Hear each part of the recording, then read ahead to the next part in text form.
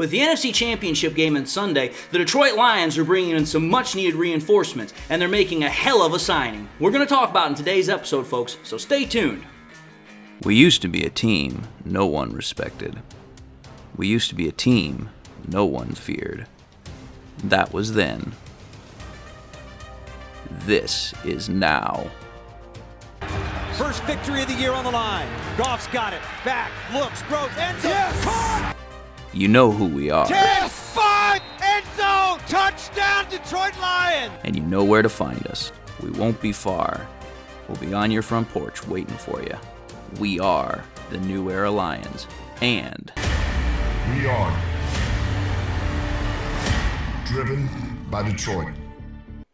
Hello everyone, and welcome back to yet another episode of MCM, Motor City Mania. I'm your host, David T. Pike, and as always, we're diving in. But before we dive on in, I just want to say to all my loyal subscribers and fans that are coming on back, thank you all for your return view. Thank you all for everything that you do. It means the world to me that I have such loyal fans and subscribers.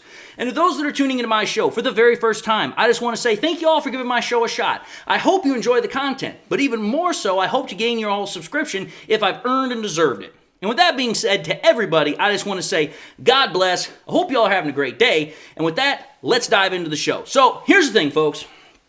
Not going to beat around the bush. There's no sense in beating around the bush. Everybody knows the news. Everybody knows exactly what the hell I'm talking about here.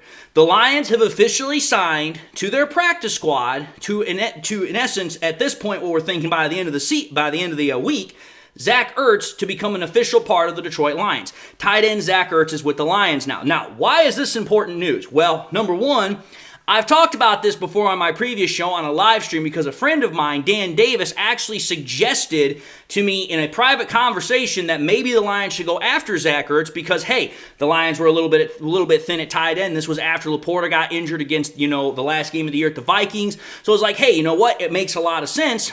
But at that time when the suggestion was made, it was looking like Laporta was going to be able to play in the wild card game, which obviously he was, and he was able to play the game against the Buccaneers last night.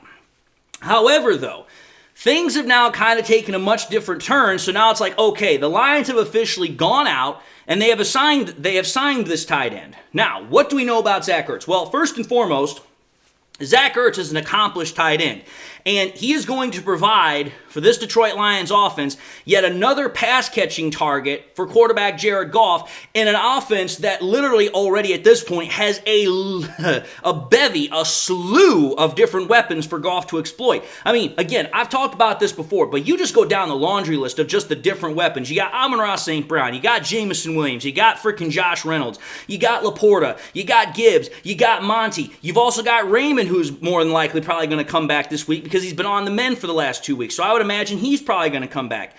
And with all that, now you've got Zack Herz in the mix. So it's like, listen, Jared Goff has literally got a literal plethora of weapons. Now, what else does Herz provide? Zack Herz also provides a bevy of experience, and like I've been saying, he's also a good weapon to use against defenses. First and foremost, let's understand something here about Zack Herz. Zack Herz has been around for a while. I think this is his 11th or 12th year. He's played with two primary teams, the Eagles and the Cardinals. The Cardinals for the last couple of years, but primarily his team was the Eagles. But if you take a look at what Zack Herz has done throughout the course of his career, he's been a pretty damn prolific tight end option. I wouldn't say he's one of the all-time greats, but he's not a bad option. He's pretty damn good. He's had 709 receptions, 7,434 receiving yards, and 46 touchdowns. He's been pretty good as a tight end.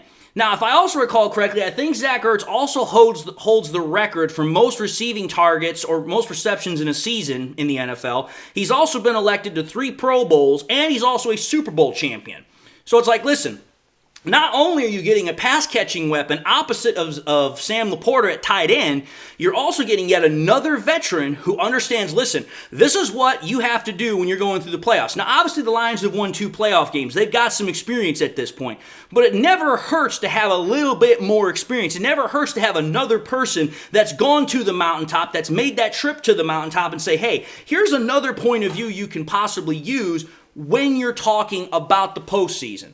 So for me, that is yet another great thing about this signing is, listen, you're getting a weapon first and foremost, but you're also getting yet another amount of experience that can really help this young Lions team to take that next step. Now, some people are going to say, but David, Zach Ertz didn't really do too good with the Cardinals, his previous team. And I'm going to be like, listen here, folks, back the hell up. Be like, you can say what you want, but it's like, who did the Cardinals have at quarterback this last year? Virtual nobodies until Kyler Murray came on the scene very late in the year. And by the time Murray came on the scene, Zach Ertz was gone. I don't even know if he played a game with Kyler Murray this year. So it's like, listen, you take a look at the quarterbacks that pretty much Zach Ertz had throwing to him in Arizona, not exactly the best quarterback, so not exactly the best representation of who Zach Ertz is as a player. So for me, it's like, listen, I still see Zach Ertz as a great weapon. I still see him as a guy who can really make a difference in this offense, even if it's a small difference. Now, moving on and getting into the further points about this move should come as a surprise for literally no reason. There are actually two reasons why this should not surprise any Detroit Lions fan. First and foremost, let's think about it from this perspective. Zach Ertz was released by the Cardinals sometime in November. I can't remember exactly, but it was in November after he returned from having, I believe it was a quad injury. Now, he stated that after he was released, and I think he asked to be released, if I recall correctly, he asked to be released so that way he could potentially play again for a team that was vying for a championship. Well, let's think about it here. The Lions are one of 4 teams right now that are vying for a trip to the Super Bowl. You got the Chiefs, the Ravens, the Niners, and the Lions. So it's like, listen, that right there means that the Lions are in the running for a potential championship run to go to the Super Bowl. So it makes sense for Zach Ertz because it's like, listen, this is a team that has a chance to go to the Super Bowl. This is my chance to potentially get another Super Bowl. So it makes sense for Zach Ertz from that perspective. But now it also makes sense for the Lions because, again, like I said, the Lions right now, they're deplete of tight ends. Like, they literally only have 2 tight ends, if I recall correctly, right now on the roster who are likely going to be able to play. Because first and foremost, let's think about this. Who was it? Brock Wright just got injured in this game against the Bucs, and Dan Campbell's already stated that he does not think that Brock Wright's going to be able to play because he has a forearm injury. So, okay, Brock Wright's out of the picture. Last week, James Mitchell got put on IR. The way the NFL works is you're on IR for a minimum of 4 weeks. So there's no way that James Mitchell is going to come back unless it's for the Super Bowl. And let's be fair and honest here.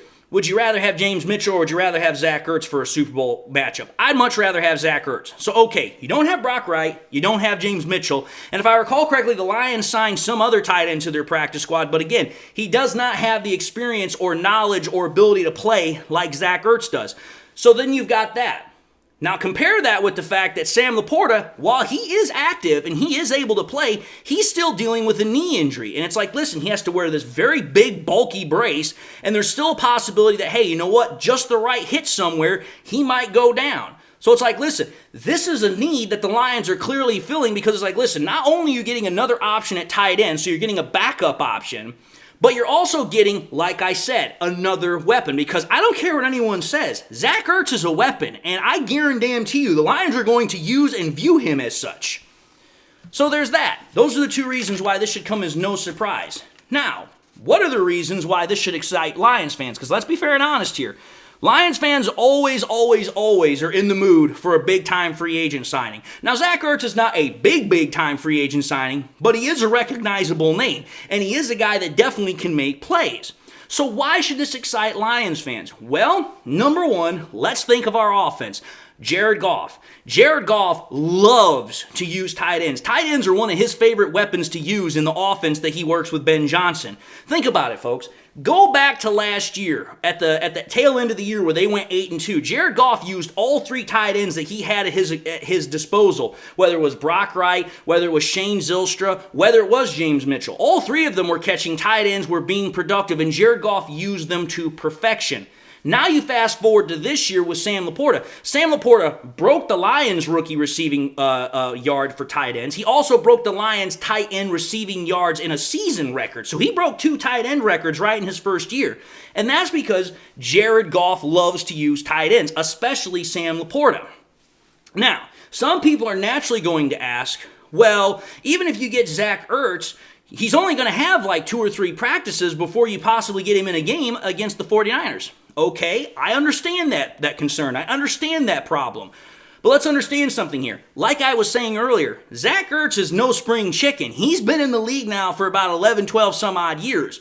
So even if it is only a few practices, his veteran experience, his ability to develop rapport with quarterbacks should pay a huge dividend to make some sort of difference going up against the 49ers. Understand exactly what I'm saying here, folks. I'm not saying Zack Herz is going to be a big-time part of the game plan, but you can put him out there and say, hey, you know what? On this particular play, we just need you to run this type of route. We just need you to block this kind of play. That's all they're looking for. They're just looking for a guy that, hey, we can put into the offense. He's another weapon we can potentially use, but we just need him out there because, hey, we're really, really thin at tight end. And this guy, if a play should open up or develop, we can use him to pick up a first down or maybe even a touchdown. But do not get it wrong or get the wires crossed. The Lions are not going to build a game plan around Zack Herz. That's not at all what I'm saying. But that is a reason why Lions should be excited, is that, because of how Goff loves to use tight ends, there is a potential that Zack Herz could see a lot of action over the next 2-3 weeks. Now, that's reason number one. Reason number two, you have to think about it, folks. This offense is predicated on having options. It's a West Coast style offense, which means the more options you have, the better. And whether or not people want to agree with me or not, I don't give a damn. Zack Herz is a viable option in the passing game, and it means that more resources that the defense is going to have to use to potentially cover everybody. Because again, it's like, listen, just because Zack Herz hasn't played in a couple of months doesn't mean that he's still not a threat.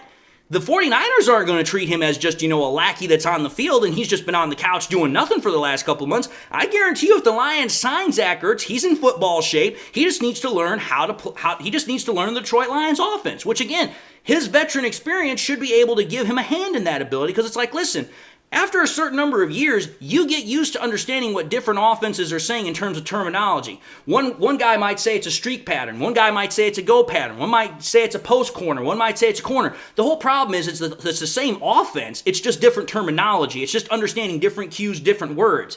I think Zack Herz will be fine again.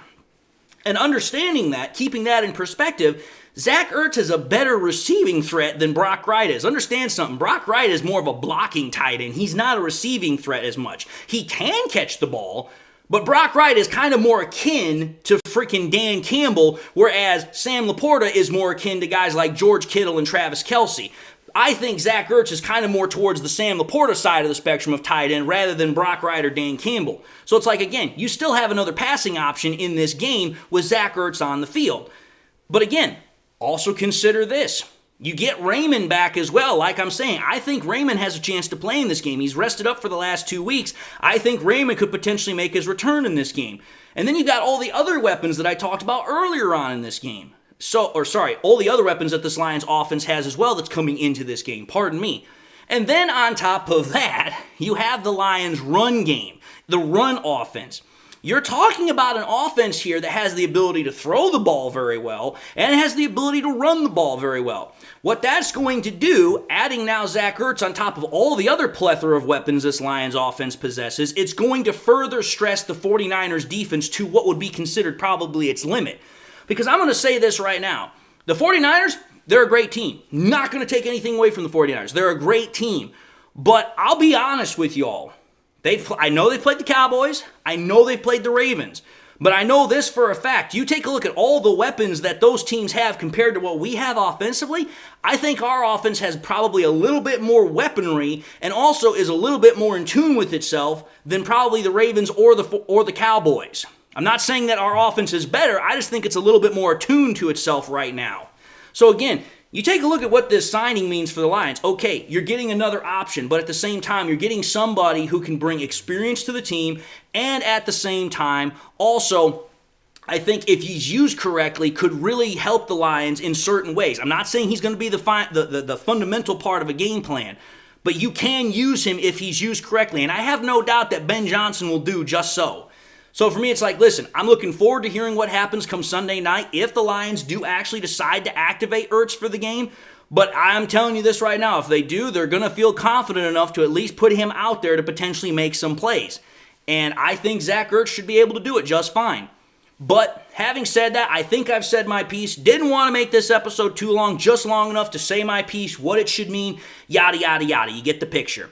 But having said that, I just want to say thank you all for watching another episode of MCM Motor City Mania. If you liked what you saw, by all means, I highly encourage y'all to watch the next episode. I also encourage y'all please to do this: like, comment, and subscribe to the channel. If by chance you subscribed in the past, if you got to do so at the time, or you just subscribed and not had a chance to do so, again, want to highly encourage y'all to subscribe. But please make sure you also turn on that bell notification icon at the bottom, so that way you never miss any more content that I push out. Again, subscription numbers always going up, but we want to make sure we turn on the notification icon as well, so that way you never miss any more of my content that I push out. I also want to highly encourage y'all to please share this content with your Lions friends and family members, and share it anywhere and everywhere you can. Share it here on YouTube, share it on Twitter, share it on Facebook. Share it, please, because the more we can do that, the better the channel does, and the better overall we can do as far as finding more people that want to talk about the Lions and football in general.